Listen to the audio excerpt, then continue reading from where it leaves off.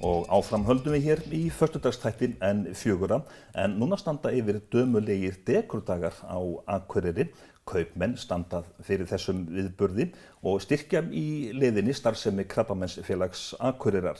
Og það líka bleikur október, bleika slaufan sem átaksverkefni Krabbameinsfélagsins gegn krabbameinum í konum. Og þetta verkefni tileinkað brjóstakrabbameini í ár. En Inga Margrét Skúladóttir forstöðu hjúkrunarfræðingur á almennri göngudeild sjúkrahússins á Akureyri. Vertu velkomin. Takk fyrir það.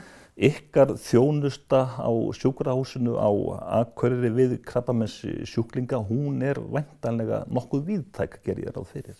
Já, við vinnum í svokallari teymisvinnu, þar sem komum að nokkrar fagstéttir að og við sinnum konunum alveg allt frá því þegar þær eru komnar með greiningu og þangað til að lyfjameðferð lýkur.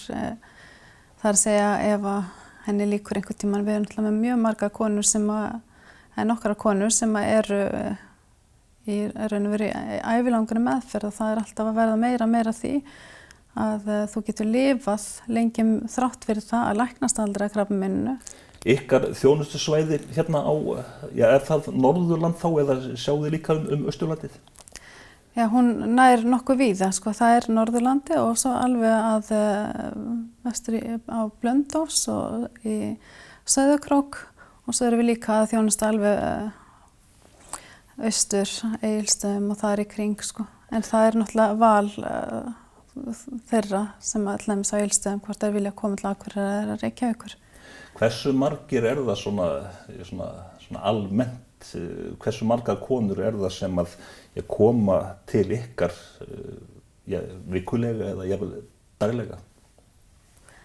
Nú ég nú ekki alveg með hlutföllin á hreinu með það en við erum með á bilinu 15 til 25 sem koma á þessum 2 dögum sem við erum með lyfjameðferð, þannig að það má náttúrulega áætla að ríflega helmingurinn, myndi ég segja að væri konur.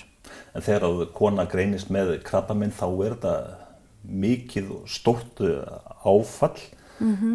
Þegar þær koma til ykkar þá væntanlega hafa þær fengið þessa niðurstöðu.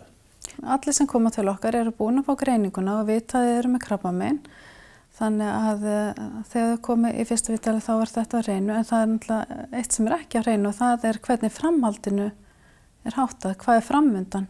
Og þessi óvissa náttúrulega líka mjög slæm, þannig að í fyrsta viðtali þá þegar sjúklingurinn kemur þá fær hann að vita, sest niður með sjúklingnum og aðstandendum og þá fær hann að vita hvernig framhaldinu háttað og fær svona fræðslu það sem framundan Og það oft mikill léttir bara það að vera búin að fara í þetta fyrsta viðtal og vita svona hvað framundan. Þú segir að það séu margar deildir sem að koma að þessu og það þá væntanlega margir læknar. Á til dæmis hver kona á hún sinn lækni í þessari meðferð?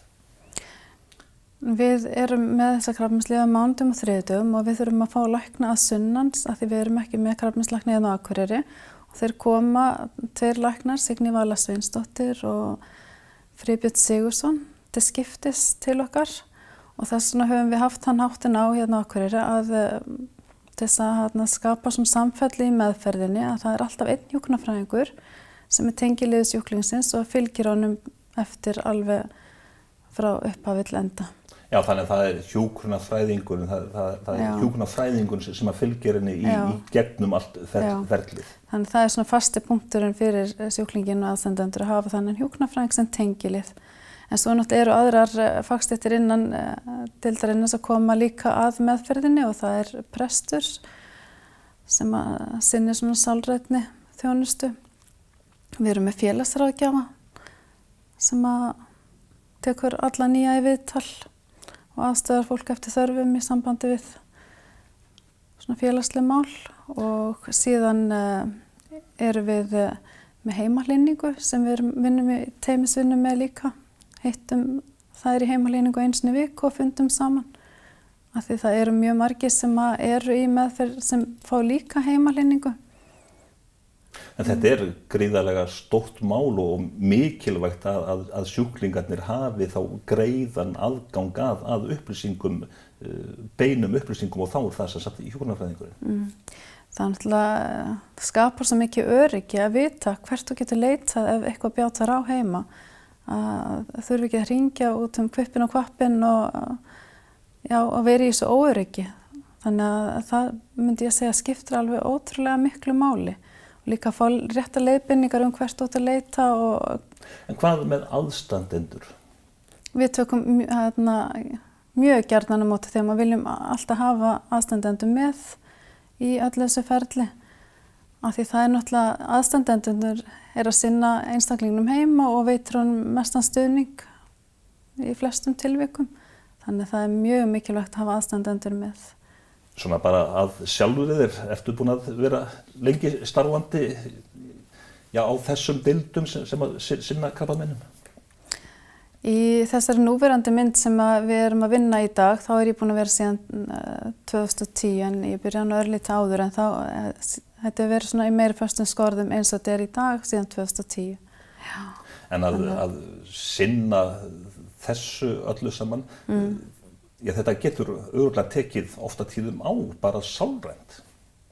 Já, það gerir það. Maður tengist náttúrulega fólkinu ósjálfrátt svolítið miklum böndum.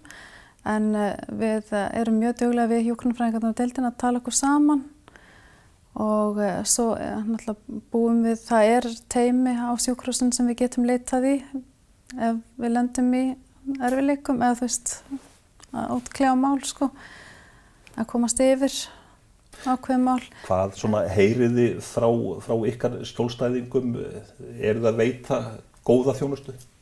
Já, ég myndi nú eiginlega segja að þetta væri bara mjög þakklátt starf og það það sem hjálpar manni líka í gegnum þetta að